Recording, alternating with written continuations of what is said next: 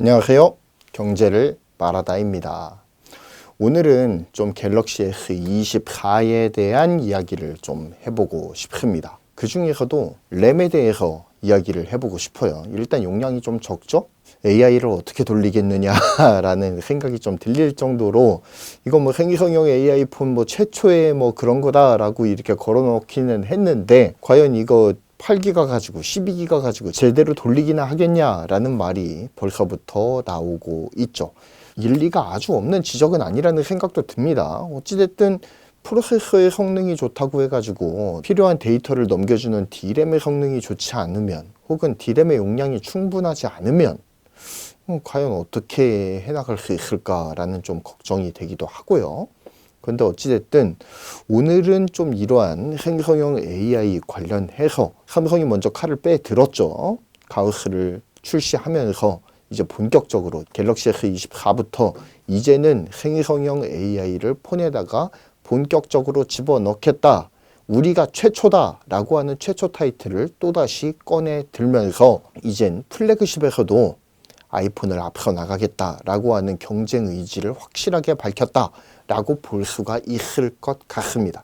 이렇게 어떻게 보면 삼성전자 스마트폰 사업에 명운이 걸려 있다라고도 말할 수 있는 갤럭시 S24 시리즈를 2024년 1월에 공개하기로 정설로 굳어지는 것 같은 느낌이 듭니다. 보통 이건 삼성이 좀 뭔가 신제품 출시 공식이 있지 않습니까? 2월 S, 9월 폴드 라고 하는 루틴처럼 이렇게 박혀져 있는 그런 출시 시기라는 게 있는데 이런 신규 플래그십 스마트폰 라인업 출시 전략을 수정한 것이지 않습니까? 그래서 귀추가 주목되고 있습니다. 삼성의 고육책이다 라고 보는 의견들도 적지가 않습니다. 왜냐하면 이 스마트폰 판매량이라고 하는 게 D램의 판매량하고도 또 연관돼 가지고 이렇게 돌아가는 면이 있거든요. 그래서 SK하이닉스가 지금 D램이 굉장히 잘 나가잖아요. 모바일 D램에서도 삼성이 아성에 도전한다 뭐 이런 이야기가 나오고 있는 상황인데 그나마 삼성이 모바일 D램에서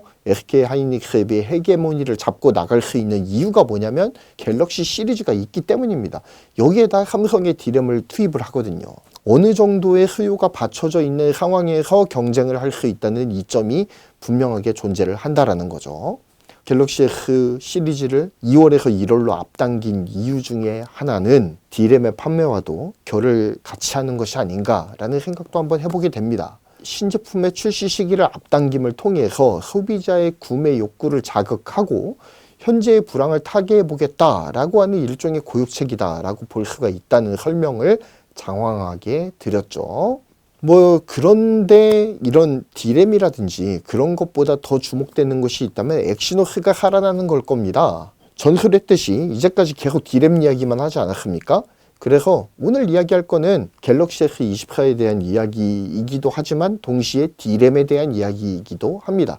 차세대 D램의 발전 방향이 어떻게 나아갈 것인가에 대해서도 한번 유심히 살펴볼 필요가 있다는 생각이 들어서 갤럭시 S24 출시 시기에 맞춰서 삼성에서는 모바일 D램의 어떤 새로운 패러다임을 제시하고 있는가에 대해서 다시 한번 되짚어볼 필요가 있겠다라는 생각이 들어서 이번 콘텐츠를 진행하게 되었습니다. 이번 갤럭시 S24에서 주목할 만한 점이라면 아마도 프로세서 부분 그리고 D램 부분에서의 변화를 주목해야 될 필요가 있다고 생각을 하는데요. 왜냐하면 프로세서 부분에서는 갤럭시 S23에서 탑재되지 않고 한 회차를 걸렀던 엑시노스가 부활하기 때문에 주목해야 될 필요가 있습니다. 외신에서는 현재 유출된 벤치마크 스코어를 바탕으로 해서 엑시노스 2400의 최종 성능에 대해서 굉장히 회의적인 시각의 의견을 내고 있습니다. 스냅드래곤 8젠 3의 성능 긱벤치가 싱글코어 멀티코어 부분에서 모두 엑시노스 2400에 비해서 상위 스코어를 차지하면서 역시 엑시노스 그럴 줄 알았다라는 이야기가 계속해서 나오고 있는 상황이라는 말이죠. 삼성이 AP로 갤럭시 S 일반 모델과 플러스 울트라 모델의 급나누기를 본격적으로 시전하는 것이 아니냐라는 의견도 다수 제기가 되고 있는 상황입니다. 엑시노스 2400과 스냅드래곤 8젠 3의 벤치마크 스코어를 비교를 해보면 싱글코어에서도 2000 대 2700 정도 한 700점 정도의 차이가 나고 있고요.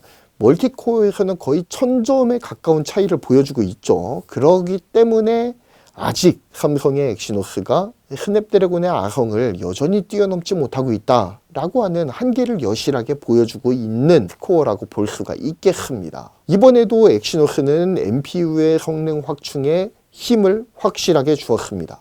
엑시노스 전작인 2200과 2300에 비해서 약 10배가 넘는 NPU 성능의 향상을 도모할 수가 있었다라고, 아무래도 갤럭시 S24가 인공지능에 힘을 주다 보니까 NPU의 역할이 강화되고, 그로 인해서 NPU의 성능 강화는 필수적이었다라고 볼 수가 있는 것이죠. 게다가 스마트폰 최초로 LLM, 라지 랭귀지 모델, 즉 생성형 AI 모델이 탑재가 된단 말입니다. 그렇기 때문에 이러한 LLM이 스마트폰에 들어가면 너무 좋겠죠. 하지만 문제가 있습니다. 연산량이 굉장히 폭발적으로 증가한다는 거예요. 그러면 어떻게 될까요? 굉장히 고성능의 스펙을 가진 칩셋이 필요하다는 겁니다. 엑시노스 2400이 NPU 성능에 주목했던 이유가 바로 여기에 있다라고 확정적으로 말씀드릴 수도 있을 것 같다는 생각이 들어요. 자, 어찌됐든 AP 얘기는 여기까지 하고 오늘 콘텐츠의 주제인 D램 영역으로 한번 넘어가 봅시다.